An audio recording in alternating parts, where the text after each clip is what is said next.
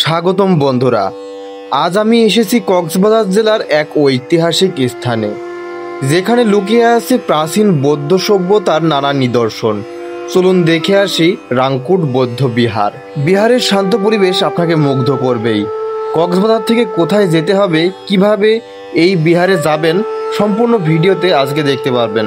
তো চলুন আজকের ভিডিওটা শুরু করা যাক। ভাস্কর্য যেগুলো, এই যে এটা কি নাম?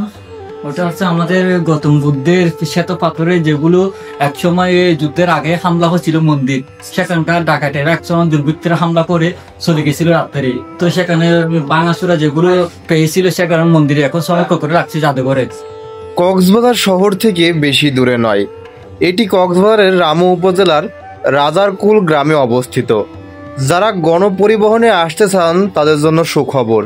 কক্সবাজার শহর থেকে মাত্র 50 টাকা বাস, ভ্যান এবং অটোতে করে খুব সহজেই পৌঁছে যেতে পারেন এই বিহারে। তো এখন আমরা চলে এসেছি কিন্তু সেই ঐতিহাসিক রাকুট বনাশ্রম বৌদ্ধ তীর্থস্থান। তো এই জায়গাটায় আসলে সেই বৌদ্ধদের বিহার, এই যে ঐতিহাসিক রাংকুট বনাশ্রম বৌদ্ধ বিহার। এই বৌদ্ধ বিহারটা দেখতেই আজকে আমরা চলে এসেছি কক্সবাজারে। এখানে আসলে কিন্তু আপনারা স্বর্ণ মন্দির বা অনেক মন্দির ঘুরে দেখতে পারবেন, যেগুলো হচ্ছে বৌদ্ধরা আর কি পূজা করে থাকে।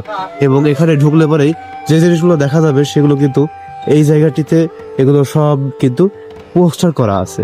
এবং সামনে যে গেটের ভিতরে ঢুকি, আর গেটের ভিতরে ঢোকার আগেই প্রথমে আপনাকে টিকিট কেটে দিতে হবে, যার মূল্য হচ্ছে 30 টাকা। এবং কক্সবাজার থেকে আপনারা এখানে চলে আসতে পারেন, যে কোনো অটো বলুন, ভ্যান বলুন এবং যে কোনো বাসেই বলুন, সে নিয়ে কিন্তু এখানে চলে আসবে। আপনাকে মাত্র 50 টাকা ভাড়া করে দিয়ে কিন্তু আপনি চলে আসতে পারবেন এই বৌদ্ধ বিহারে। এবং এর ভেতরে রয়েছে কিন্তু অনেক মূর্তি। এই যে দেখুন, এদিকেও মূর্তি, আবার এই যে এখানেও কিন্তু একটি মূর্তি রয়েছে, যেগুলো হচ্ছে বৌদ্ধদের পূজা করার যে জায়গাটি। এবং ভেতরে নাকি অনেক কিছু আছে, সেগুলো দেখি আমরা যে ভিতরে কি কি আছে।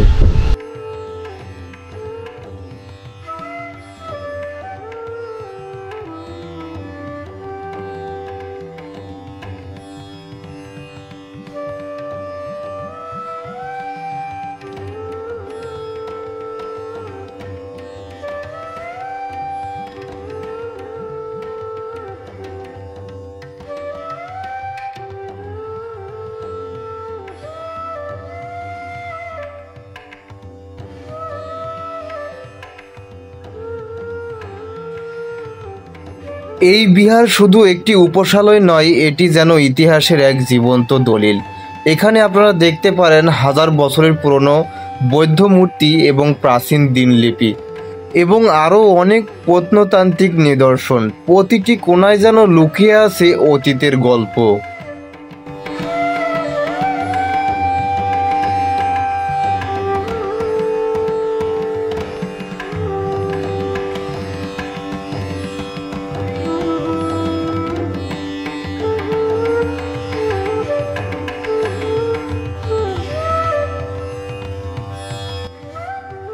বিহারের শান্ত পরিবেশ আর অন্যান্য স্থাপত্য আপনাকে মুগ্ধ করবেই। এখানে এসে আপনি কেবল ঐতিহাসিক নিদর্শন দেখতে পাবেন না, বরং প্রকৃতির এক অপার সৌন্দর্য উপভোগ করতে পারবেন। এটি সত্যি একটি শান্তিপূর্ণ স্থান, যা বৌদ্ধদের মনকে এক অন্যরকম প্রশান্তি দেয়।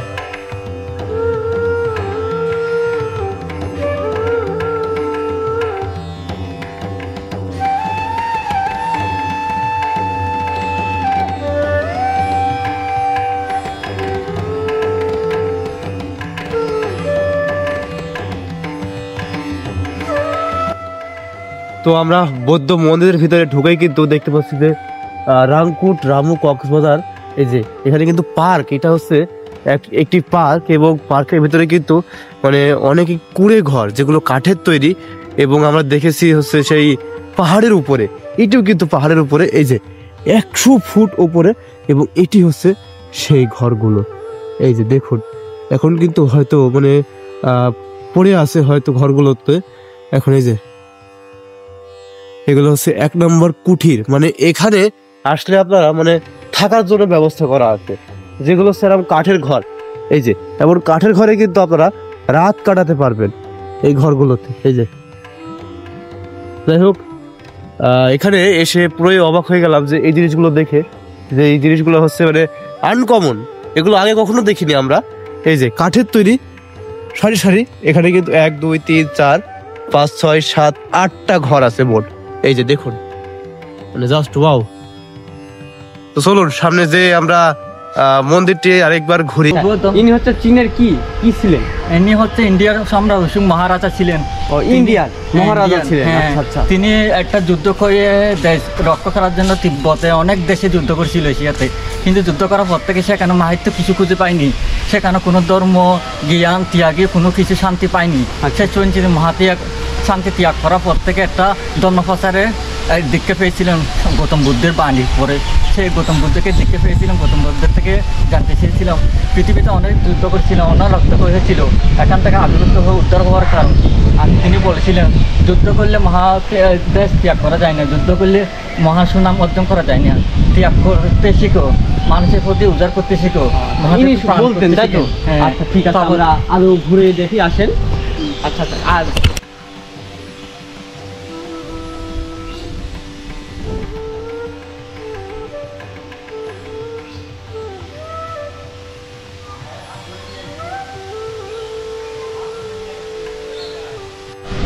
তো আমরা এখন রাংকুট জাদুঘরের ভিতরে প্রবেশ করতে যাচ্ছি। এই যে এখানে কিন্তু এই যে পাহাড়পুর বৌদ্ধ বিহার এবং যতগুলো বিহার আছে বৌদ্ধদের, সব কিন্তু মূর্তি অনেক 1000 বছর আগের, 1500 বছর আগের, এবং 500 বছর আগের, 200 বছর আগের অনেক পুরনো একটি মূর্তি এই যে এখানে কিন্তু আছে। দেখুন তাদের অনেক ভাস্কর্য, যেগুলো এই যে এটা কি নাম? ওটা হচ্ছে আমাদের গৌতম বুদ্ধের শ্বেত পাথরে, যেগুলো একসময় যুদ্ধের আগে হামলা হচ্ছিল মন্দির, সেখানকার ডাকাতেরা একসময় দুর্বৃত্তরা হামলা করে চলে গেছিল রাত্রে। তো সেখানে বাঙাসুরা যেগুলো পেয়েছিল সেখানে মন্দিরে এখন সংরক্ষণ করে রাখছে জাদুঘরে। এটা হচ্ছে বাঁকাতন মূর্তি, পুরাতন হামলা হচ্ছিল একসময়, হামলা হয়েছিল তাই না? এটা কত বছরটা? এটা হচ্ছে আজ থেকে যে স্বাধীনতার আগে।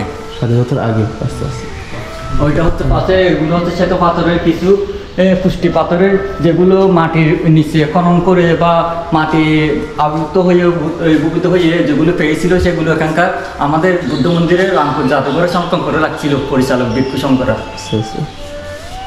মানে এখানে অনেক মূর্তি আছে যেগুলো হচ্ছে আমাদের ব্রিটিশের ইট, যেগুলো আদিকাল দিনে বড় বড় ইটগুলো রাজারা মহারাজারা বাড়িঘর তোলার কাজে ব্যবহার করছিল, যে কোনো মন্দির কাজে এগুলো ইট ব্যবহার করছিল।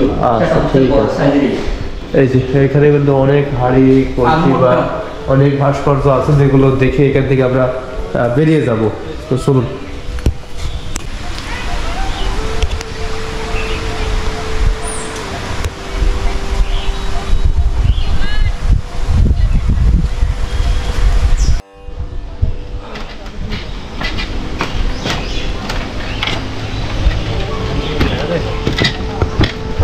ও মাই গড গাইস, মানে এতটা ভয় লাগছে এই ঝুলন্ত ব্রিজে, মনে হচ্ছে এখান থেকে পড়ে যাব। হ্যাঁ, আর এটিও কিন্তু এই অবস্থিত এই কক্সবাজারে, এবং হচ্ছে 100 ফুট উপরে এই ঝুলন্ত ব্রিজটা, মানে জাস্ট ভালো লাগছে। এটা হচ্ছে সেই বৌদ্ধ বিহারের পাশেই হচ্ছে রাংকুট পদ্মবিলা ঝুলন্ত ব্রিজ। এই যে তার এই পাশে আবার হচ্ছে অনেক আবার অনেক বাড়িঘর আছে, যেগুলো কিন্তু এই এলাকারই বাড়িঘর, এবং এটাই হচ্ছে সেই ঝুলন্ত ব্রিজ। এই যে দেখুন, তো যাই হোক, এইটুকুই আজকের মতো দেখানোর ছিল। তো আজকের ভিডিওটা এখানে শেষ করে দিচ্ছি। ভিডিওটি কেমন হয়েছে সবাই কমেন্ট করে জানাবেন এবং আমার চ্যানেলটি সাবস্ক্রাইব করবেন। তো আজকের মতো বিদায় নিচ্ছি, আল্লাহ হাফেজ। তো আর আরেকটি কথা বলে রাখি শেষে, আমি কিন্তু কোনো ধর্মকে ছোটো বড়ো করার জন্য এই ভিডিওটা করা হয়নি। তারপরেও মানে আমি একজন মুসলিম, আমি এই জায়গায় জাস্ট খালি বেড়াতে এসেছি এবং কক্সবাজারে আসা হয়েছিল বলেই আমি কিন্তু এই জায়গায় এসে এই জিনিসটা দেখিয়েছি। কারণ কোনো ধর্মকে আমি কোনো ছোটো বড়ো করে কোনো কথা বলার চেষ্টা করিনি। তো আমি মুসলিম, গর্ববোধ করি এবং ওরা হচ্ছে নিজ নিজ ধর্মের সবাই সহানুভূতি থাকেন। তো আজকের মতো বিদায় নিচ্ছি বন্ধুরা, আল্লাহ হাফেজ।